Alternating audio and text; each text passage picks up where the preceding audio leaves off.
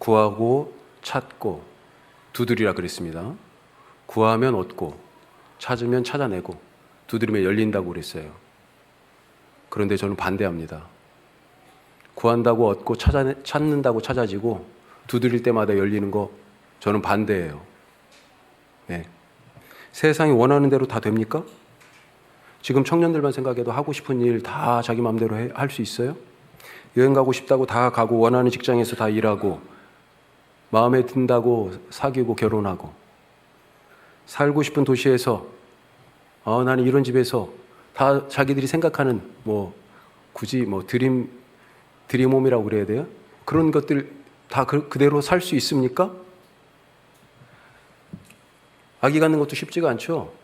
단순히 그냥 아기를 가져서 낳는다 정도가 아니고 어떻게 키울까 이런 것까지 다 생각하다 보니까 계획한다고 다 또 그런 게 계획대로 척척 쉽게 되지 않죠. 인생이 우리가 다 알다시피 녹록하지 않습니다. 반대에 부딪히고요. 애써도 안 되고요. 고개 하나를 넘으면 또 다른 고개가 있어요. 우리가 여기 치악산만 봐도 그렇잖아요. 여기 눈앞에 보이는 거 이거 이 정도쯤 나도 올라갈 수 있을 것 같아. 그런데 이건 시작이잖아요. 그렇죠? 거기 봉우리에 올라가면 그 다음 봉우리가 또 보입니다. 또 보이고. 그렇게 하나를 넘으면 또 하나가 있다는 것을 알면서 사는 법을 배우고 때로는 좌절하고 때로는 힘들어서 주저앉지만 그런데 그 시간들을 견디면서 그만큼 단단해지고 또 겸손해지기도 하고 내가 누군지 질문도 하고 답을 찾기 위해 고민하고 애쓰기도 하죠. 그렇게 삶을 그런 과정들을 통하여서 이게 인생이구나 깨달아 갈 뿐만 아니라 삶을 더 사랑하게 됩니다. 잘한 것도 있어서 막 이렇게 자랑하고도 싶고 내세우고도 싶지만 어떤 것은 부끄럽고 못해서 감추고 뒤로 밀어놓고 싶은 것도 있잖아요. 그런데 그런 과정들을 거치면서 어때요? 잘한 것도 못한 것도 없다. 예, 모두가 다 감사고 또 감사구나, 은혜구나 라고 하는 것을 깨달아가게 되는 것 아니겠어요? 그래서 저는 구하면 얻고 찾는다고 다 찾아지고 두드릴 때마다 열려지는 것 반대합니다. 여러분들은 어떻게 생각하세요? 그런 과정이 필요하다는 거죠. 특히 자식들이 원한다고 다 해주다가는요 큰일 납니다. 자식 인생 망칩니다. 이남 일녀 남매가 있는 이 집이에요. 오빠 둘의 막내가 여동생입니다. 딸이 귀한 집이었어요. 그래가지고 여동생이 태어난 이후로 그냥 온갖 관심과 그런 주변의 사랑을 듬뿍 받았습니다. 누구보다도 오빠들이 너무너무 이 여동생을 사랑하고 예뻐했습니다. 어려운 일은 어려서부터 오빠들이 다 도와주고 대학을 졸업하고 취직할 때가 됐는데도 그 사이가 상당히 좀 있었어요.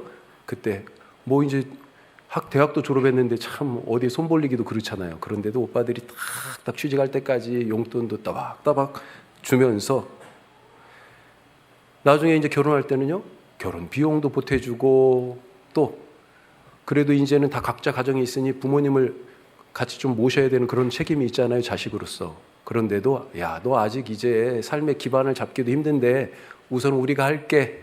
그러면서 오빠들이 다 부모님 봉양도 책임지고 자 그렇게 왔어요. 자 그런데 어느 날 어떤 생각이 드냐? 이거 뭔가 좀 잘못된 것 같은데 이런 생각이 드는 거죠. 작은 오빠 집들이를 하는데 이 여동생이 빈손으로 온 거예요. 아무것도 뭘 큰 걸 바라는 게 아니잖아요, 집들이가. 그렇죠. 그냥 휴지 한 롤 사가지고 와도 되고 세제라도 한 통 들고 와도 되고 그냥 그게 우리 모습 아니에요? 그런데 간식이라도 하나 사갖고 오든지 케이크라도 그냥 빈손으로 온 거야. 그게 당연하다는 듯이 너무 받기만 했으니까. 최근에는요 이 여동생 집에 이제 이 일이 잘 돼가지고 제법 돈을 많이 벌었습니다. 어떻게 알았냐? SNS에 다 나와. 고급차에 씀씀이도 점점 커져요. 어디 가서 찍은 사진들이 그런 장소들이 쉽지 않은 장소예요. 자 그러다가 부모님들이 그래도 우리가 죽기 전에 유럽 한번 갔으면 좋겠다 이런 마음을 갖고 계신 것을 이 자식들이 알았어요. 그래가지고 그동안에 이렇게 조금씩 모아놓은 게 있었는데 그럼 유럽 한번 보내드리자. 아니 그러다 보니까 연세도 있으신데 좌석을 한번 업그레이드하면 좋겠어. 그 모두가 다 동의하고 보니까 모아놓은 돈이 좀 모자라네요. 어떻게 해요? 세 남매가 이렇게 나누어서 이만큼씩 내자. 그런데 이 여동생이요? 에이 오빠들 그동안 했던 것처럼 그냥 오빠들이 하자. 무언가 잘못돼도 단단히 잘못됐습니다. 계속 받기만 하더니 원하는 대로 탁 어려서부터 부모님이든지 오빠든지 주변 사람들이 이쁘다 그랬더니요 결국 여기까지 왔어요. 오냐 하다가 망칩니다. 관계도 지금 그렇게 좋았던 오빠 동생 사이였는데 이 관계도 서먹해지고요. 그동안 배려하고 희생하던 것도요 세상 말로 얘기하면 다 똥됩니다. 그렇게 돼버렸어요. 그런데 오늘 말씀은요. 저는 그래서 구하고 찾고 두드린다고 다 해주는 거 반대다 그랬잖아요. 그런데 오늘 말씀 뭐라고 그래요? 제 생각과 다르게 구하는 이마다 받고 찾는 이는 찾아내고 두드리는 이에게 열린다 말씀하고 계십니다. 걱정되지 않아요? 이러다 하나님의 자녀되는 우리들 이거 다 망가지면 어때? 예? 그냥 기도하는 대로 하나님이 턱 다 주시는 거예요. 예? 하지만 걱정하지 마십시오. 왜요? 아버지가 주시기는 주시는데 우리가 원하는 것이 아니에요. 우리가 원하는 것이 아닙니다. 우리에게 진짜 있어야 할 것을 주십니다. 이것을 오늘 말씀은 뭐라고 그럽니까? 11절 보세요. 자, 뒷부분에 하물며 같이 해요. 하물며 하늘에 계신 너희 아버지께서 구하는 자에게 좋은 것을 주시지 않겠느냐. 아버지가 주시는 좋은 것 무엇입니까? 자, 지금 이 말씀이 7장이잖아요. 마태복음 5장에서 7장까지를 뭐라고 부르는지 아시죠? 5장 첫 머리 시작할 때 산에 올라가셔서 제자들에게 말씀하신 장면이 나옵니다. 그게 7장까지 이어져요. 산에 올라가서 가르친 보물과 같은 하나님 나라의 말씀이에요. 하나님의 백성이 이제 어떻게 하나님 나라에 살아가야 하는지 이걸 그래서 산상보훈이라고 얘기합니다. 이 산상보훈의 맥락에서 아버지가 주시는 좋은 것을 한번 찾아보면 이 5장이 시작하면서 뭘 얘기해요? 바로 마음이 가난한 자는 복이 있나니 천국이 저희 것이며 뭘 줘요? 천국을. 누구에게요? 마음이 가난한 자에게. 또 우는 자는 복이 있나니 저희가 위로를 받을 것이요. 애통하는 자가 받을 위로라고 하는 세상이 줄 수 없는 위로의 복을 얘기하십니다. 그 다음에 온유한 자가 복이 있나니 땅을 기업으로 받을 것이며 이렇게 쭉 해가지고 8가지 복이 나옵니다. 팔복이라고 부르죠. 아하, 하나님이 주시는 좋은 것 그것이 뭐냐? 이 팔복이구나 이렇게 이해할 수도 있어요. 예. 또 마태복음 5장 20절에 보면 뭐가 나오냐? 하나님 나라에 들어가기 위하여 제자들에게 말씀하시는데 하나님 나라에 들어가기 위하여 서기관과 바리새인들 그들보다 더 나은 의가 있어야 한다. 이런 얘기를 하십니다. 정말로 그것을 지금 이 하나님이 주시는 좋은 것으로 이해할 수 있죠. 이 산상보훈의 맥락에서 보면 그런 것들을 아버지가 주시는 좋은 것의 후보에 놓을 수 있습니다. 자, 그런데 오늘 말씀과 똑같은 말씀이 누가복음 11장에도 있어요. 한번 볼까요? 거기에 힌트가 있습니다. 다 똑같은데 딱 한 가지가 달라요.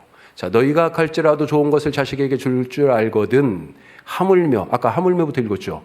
그렇죠. 같이 해요. 하물며 너희 하늘 아버지께서 구하는 자에게 성령을 주시지 않겠느냐.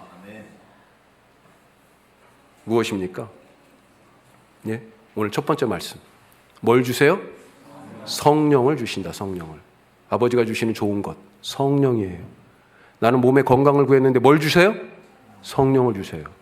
나는 지금 이 경제적인 문제로 숨통이 딱딱 막히는데 그래서 주님 내가 이만큼 필요합니다. 그걸 요구하고 기도했는데 그걸 구했는데 하나님 뭘 주세요? 성령을 주세요. 아니 이게 무슨 해결책이 돼? 해결책이 됩니다. 해결책이 돼요. 지난주 말씀이 뭐였습니까? 6장 우리 뒷부분 말씀 나눴었잖아요. 염려하지 말라.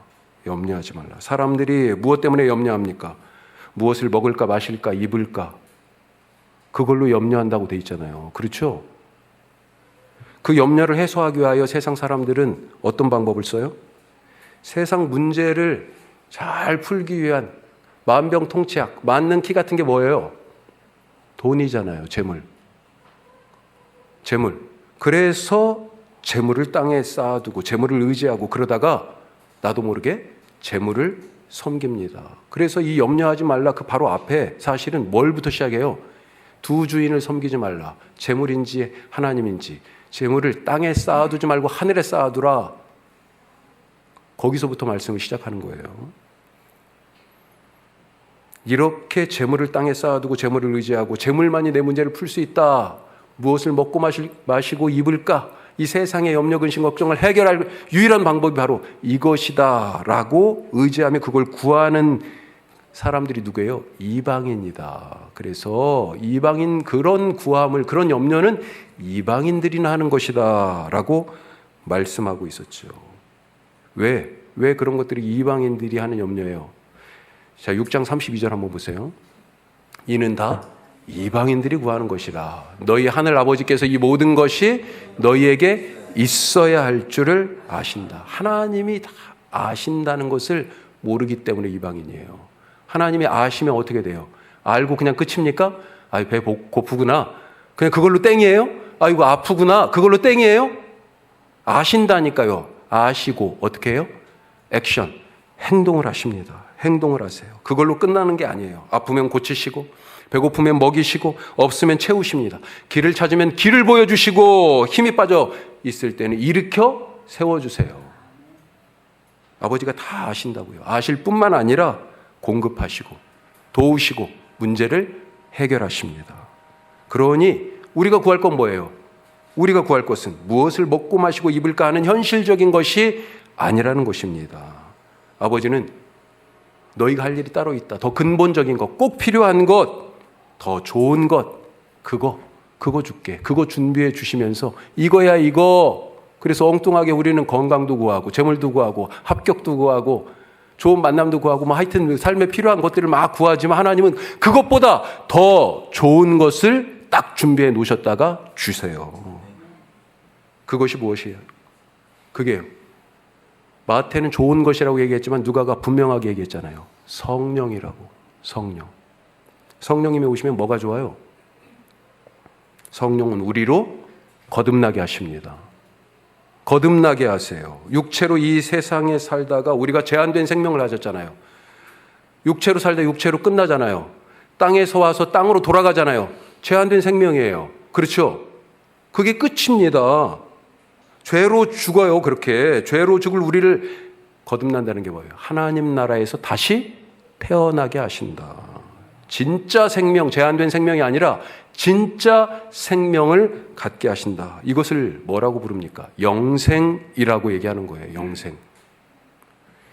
우리가 죽음을 어떻게 법적으로 정의합니까? 어떤 상태가 되면 죽었다고 얘기해요, 병원에서. 예?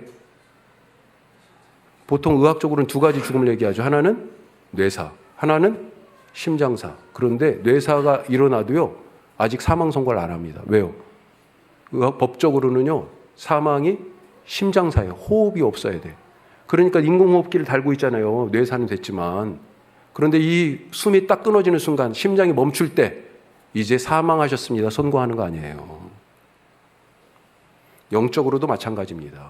영적 호흡이 있어야 산 것입니다. 아기가 엄마 아빠로부터 생명을 받아 숨 쉬듯이 우리는 하늘 아버지로부터 생명을 받아 우리도 숨 쉬는 거예요. 숨 쉬는 거예요. 그 생명이, 그 숨이 무엇입니까? 바로 성령이에요. 그래서 사람을 지으시고 흙으로 지으셨지만 그걸로 땡 끝난 게 아니고 거기에 하나님의 숨, 하나님의 영, 하나님의 생명, 바로 성령을 불어넣으셔서 숨쉬게 하신 거예요. 숨쉬게. 살아있는 존재가 된 것입니다. 요한이 분명히 말합니다. 요한복음 3장에 성령이 아니고는 거듭나게 할 수 없다. 성령이 아니고는 하나님 나라를 볼 수가 없다. 성령이 아니고는 하나님 나라에 들어갈 수 없다. 그보다 앞서서 성령이 아니고는 하나님의 자녀가 될 수 없다. 성령님 말고 다른 것으로 거듭날 수 있어요? 가져오세요. 예? 성령님 아니고 다른 것으로 하나님의 자녀가 될 수 있어요? 없어요. 없어요. 그래서 예수님의 아기로 사람 몸을 입고 육신의 부모를 통하여 이 땅에 오실 때 부모로부터 육체의 생명도 받았지만 하늘 아버지로부터 하늘 아버지가 주시는 성령으로 잉태되어 하나님의 생명으로 이 땅에 오신 거예요. 그 생명을 우리에게 나눠주시는 거잖아요. 그래서 예수님 안에 영생이 있는 것입니다. 또 예수님이요, 성령이 오시면 어떻게 된다고 그랬어요? 제자들에게. 진리의 영이다. 그분은 내가 말하고 가르친 것, 성령이 오시면 다 생각나게 하신다. 예? 또 성령이 오시면 승천하시기 바로 전에 권능을 받고 땅 끝까지 가서 내 증인이 된다. 복음의 증인이 된다. 또 성령이 오시면 어떻게 돼요?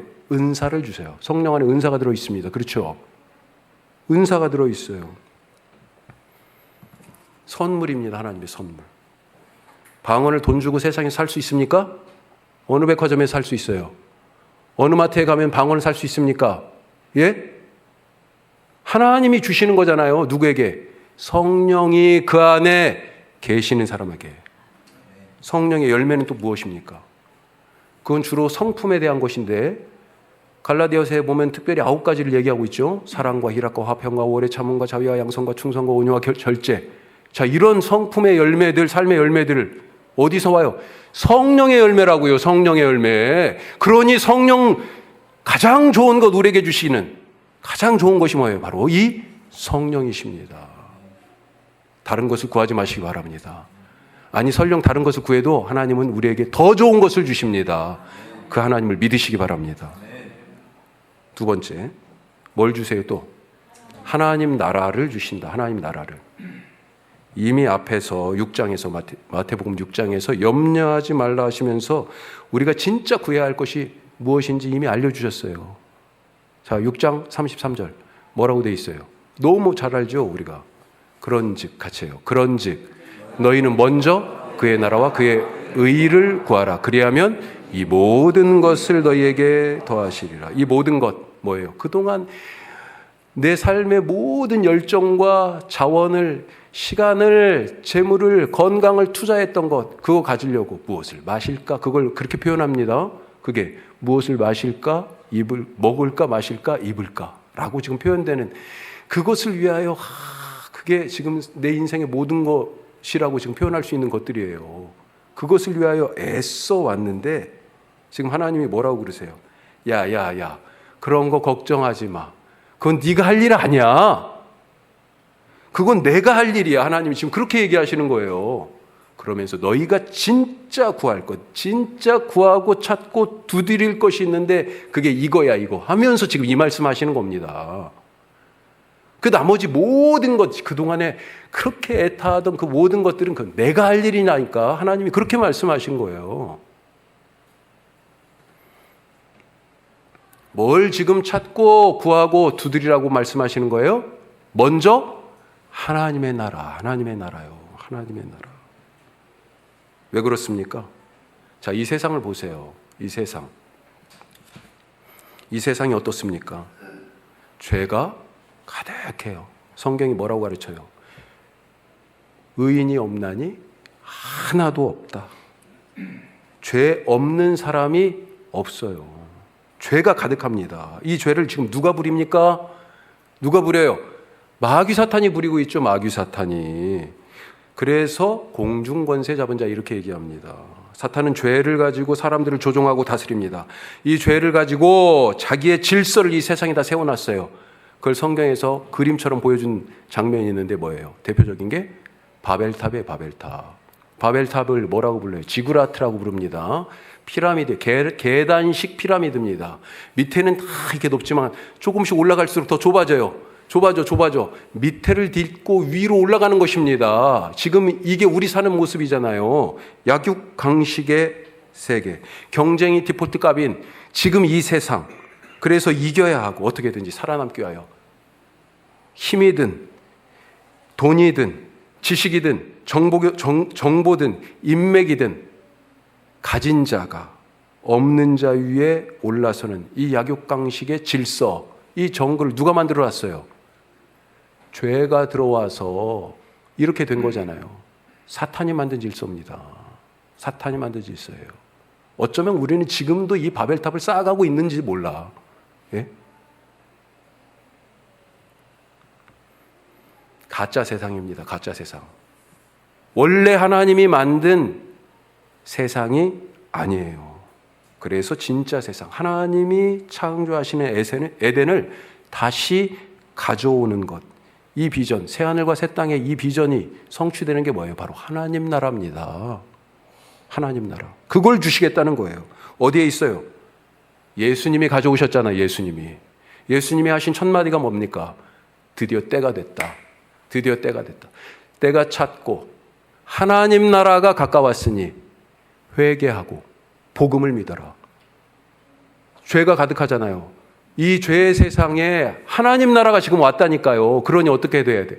의의 세상에 들어가려니까 죄를 버려야 되죠. 회개하고 복음을 믿고 그래야 하나님 나라에 들어간다. 그때가 지금 여기 왔다. 오늘이다 말씀하고 있어요. 그러시면서 하나님 나라 일을 시작하셨죠. 성령과 함께 광야로 가셨잖아요. 그렇죠. 계속 성령과 함께 일하신 것입니다. 그렇게 일하시다가 하나님 나라가 왔으니 마귀 사탄이 지금 지배하던 세상에 마귀 세상이잖아요. 그래서 귀신 들린 사람들의 귀신을 고치시는 거예요. 쫓으시고. 그런데 무슨 오해를 받아요? 야, 저거 마귀, 보통 마귀보다 더 힘센 놈인가 보다. 귀신의 왕 아니야? 바알세불? 예수님이 뭐라고 그러셨습니까? 그때. 한번 보세요. 마태복음 12장. 자, 그러나 내가 누구를 힘입어요? 하나님의 성령을 힘입어 귀신을 쫓아내는 것이면 하나님의 나라가 이미 너희에게 임하였느니라. 이미 왔어요. 어디에? 세상 나라에 성령으로 예수님이 가져오셨어. 하나님 나라를요. 이미 우리에게 선물해 주셨습니다. 하나님 나라가 어디에 있습니까? 성령 안에 있습니다. 어디에 있어요? 예수님 안에 있습니다. 예수님의 십자가와 부활 안에 있어요. 거기서 죄의 권세가 깨트려졌어요. 그동안 사탄이 왕 노릇하던 이 세상 나라에 하나님 나라가 침투하여 들어왔습니다. 사탄의 질서를 깨부세요. 야, 놀라운 일 아니에요? 근데 여기서 더 중요한 게 있어요. 자, 그동안에 왕은 누구였어요? 이 세상 나라. 죄로 다스리면서 자기 질서를 막 세워서, 예? 사탄이 왕 노릇했었잖아요. 그런데 새로운 나라가 들어왔다니까요. 하나님 나라가. 누가 왕입니까? 계시록에 누가 왕이라고 얘기해줘요? 하나님 물론 왕이시지만 그리스도의 세상이 됐다고 얘기하잖아요. 그리스도가 싸워 이기시잖아요. 교회들 7교회를 얘기하면서 끝에마다 뭐라고 얘기해요? 이기는 자는 왜 이겨요? 이 말씀을 하시는 교회들에게 말씀하시는 분이 바로 이기신 예수님이에요. 계시록에 보여주는 비전이 바로 이 죄의 세상 속에 예수님이 오셔서 그것을 이기고 하나님의 나라를 새로 심으시는 그런 놀라운 꿈 아니겠습니까? 그런데 예수님만 왕 되시는 게 아니고요. 자, 계시록 5장에 보세요. 예수님을 찬송하는 얘기인데 여기가 천상 예배. 그런데 여기서 뭐라고 그래요? 그들이 누구예요? 믿는 자들입니다. 믿는 자들로 우리 하나님 앞에서 나라와 하나님의 나라예요. 또 제사장을 삼으셨으니 그들이 땅에서 왕 노릇하리로다. 어디서요? 이 땅이 그리스도의 다스리는 그리스도가 왕 되신 세상이 될 뿐만 아니라 이제 그리스도를 믿는 우리도 주님과 더불어 왕 노릇하게 된다라고 하는 것입니다. 얼마나 큰 선물이에요. 그걸 누구에게 줘요? 우리에게 주신다고요. 우리에게. 신나지 않습니까? 회사에 가시면 누가 왕이에요? 우리 부서는 누가 왕입니까? 우리 팀장도 있고 부장도 있고 차장도 있고, 예? 사장도 있고. 이 회사는 누구 거예요? 사장님이 왕이에요? 아니, 목사님 무슨 구시대적인 그런 용어를 쓰세요. 아니, 나는 정규직도 아니고 계약직인데? 하나님은요, 세상 사람들은 그런 직급과 직책으로 그것을 구분하고 질서가 있어야 일도 하니까 그럴 수 있겠지만 나를 그 자리에 뭘로 세웠어요? 하나님의 나라를 실천할, 하나님을 대신하는 그리스도와 같은 권세를 주어 세운 왕 노릇하다고 그 자리에 나를 보내신 것입니다. 잊지 마시기 바랍니다. 우리는 이미 그런 선물을 받았습니다. 마지막 세 번째 같이 합시다. 하나님이 아버지시다. 구하는 것을 얻고 찾는 것을 찾아내고 두드려서 열리는 이유가 있어요. 왜 이런 일이 일어납니까?